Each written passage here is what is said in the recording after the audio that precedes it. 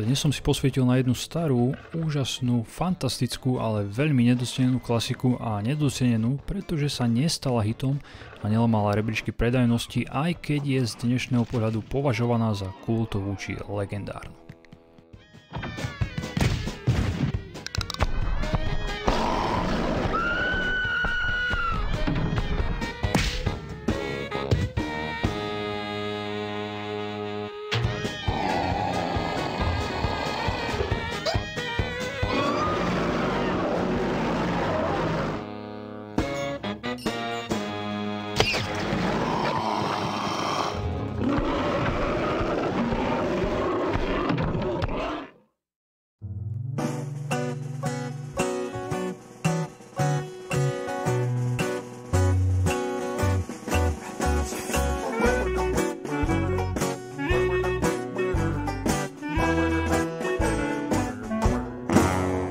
Reč je samozrejme o adventúre Neverhood, ktorá vyšla v roku 1996 na Windows a na PlayStation až o 2 roky neskôr a v Japonsku pod názvom Climb & Climb.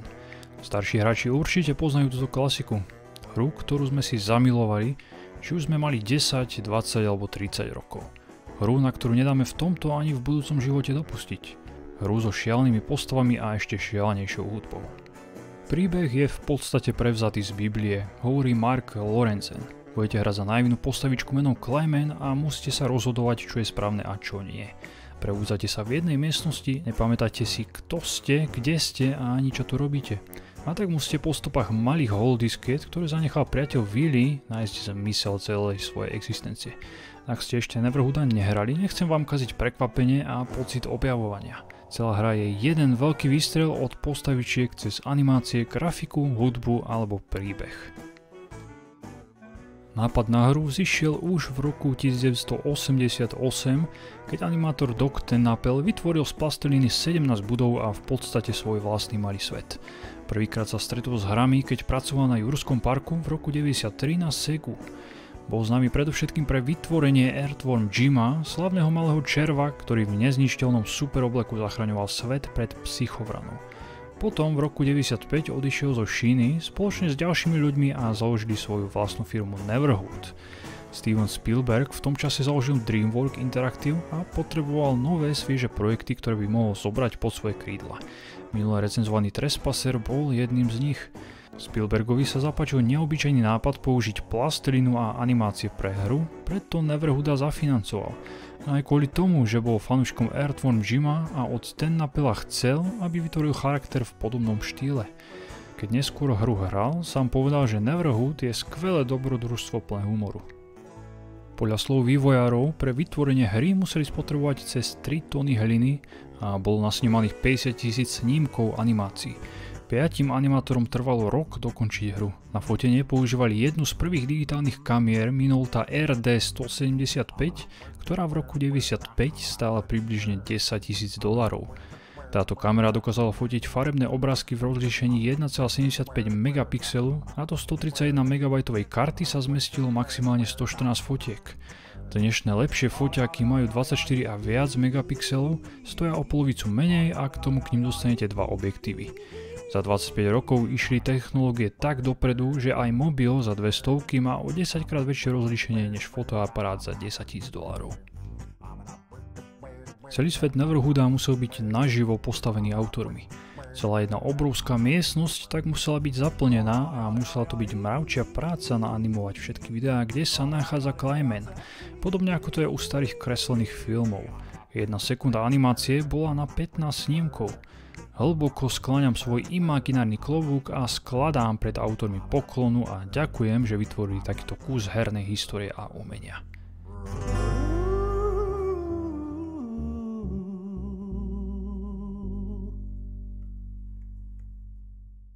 Neverhood má drtivo krásnu atmosféru. Keď začnete hrať, budete mať problém vypnúť hru. Neverhood je adventúra, takže hádanky a rôzne logické postupy tu budú na každom kroku. Stačí trochu používať hlavu a vyriešite ich. Obťažnosť hádaniek nie je zo začiatku až taká veľká, no čím budete ďalej, tým budete riešiť stále bizarnejšie a zložitejšie. Odporúčam si zobrať k hraniu ceruzku a papier, pretože množstvo vecí, ktoré uvidíte, si budete musieť zapísať. Napríklad zvláštne znaky zobrazujúce sa po sebe, či iné náročné puzzle, ktoré by ste bez takýchto pomôcok nezvládli. Jedine, ak máte fotografickú pamäť. Celá hra je ovládaná myškou, postavu Claymana vidíte v interiéroch a keď sa dostanete von, hra sa prepne do prvého pohľadu, prestane hrať hudba a v štýle Mistu sa budete pohybovať po plastelínovom svete. Celý Neverhood je prázdny a akoby bez života a tak aj Clayman bude veľmi mlčanlivý. Sem tam bude grgať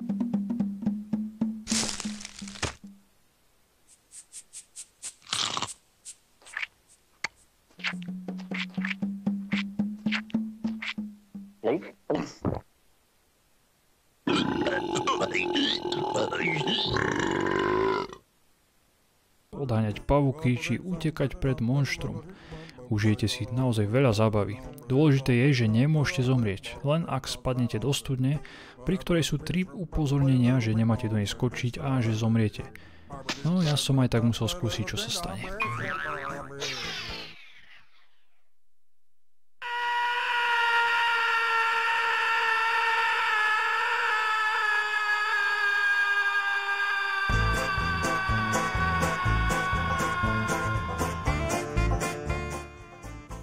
Okrem Claymana bude v Neverhoode ešte aj televízny priateľ Willy Trombone, ktorý vám zanechal všade po svete diskety a vďaka ním sa o ňom dozviete veľa informácií.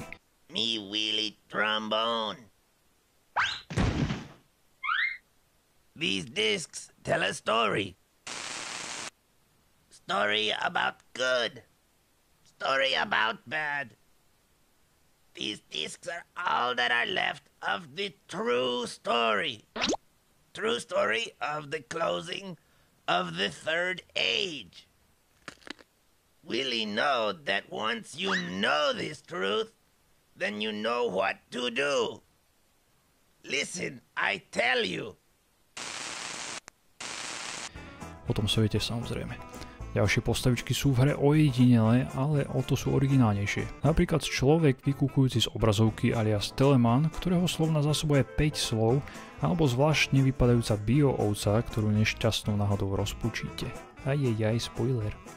Veľakrát hra prekvapí, či už extrémne dlhou chodbou, ktorá vyskúša vašu trpezlivosť a rozvádza príbeh do extrémnych šírok, alebo rôznymi vtipmi, vynaliezavosťou či nápadmi, ktoré sa autori nebáli priviesť do sveta. Hra má po rozbalení vyše 700 MB a má mať prečo. Existujú aj osekané verzie bez filmov alebo plynulého prechádzania medzi lokáciami. Dnes sa Neverhood nedá kúpiť ani na Gogu či Steame kvôli autorským právam, pretože nikto nevie, kto ich vlastní. Len za samotný soundtrack, ktorý zložil Terry Scott Taylor, by som dal hre vysoké hodnotenie. Takú bláznivú hudbu som ešte nepočul. Nájdete v nej všetko to, čo ste ešte nepočuli. A zaradil by som ho do nového žánru, plastelína.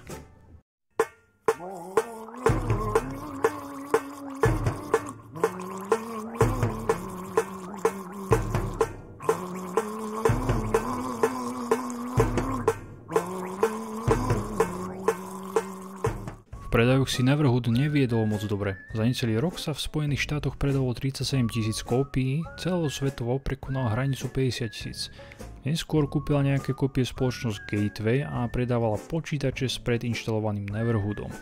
A vďaka tomu sa stala táto hra veľmi úspešná v Rusku a Iráne. Zaujímavosťou sú rozdiely v japonskej verzii. Rýchlosť hry je tam dvojnásobná, takže Clayman chodí oveľa rýchlejšie. Legendárna miestnosť s extrémne dlhou chodbou, ktorú hráči prejdú tam a späť za 10 minút, v japonskej verzii chýba. Bol to kvôli tomu, že by trvalo veľmi dlho preložiť celý text do japončiny. Akurát tam zostalo okno na konci chodby.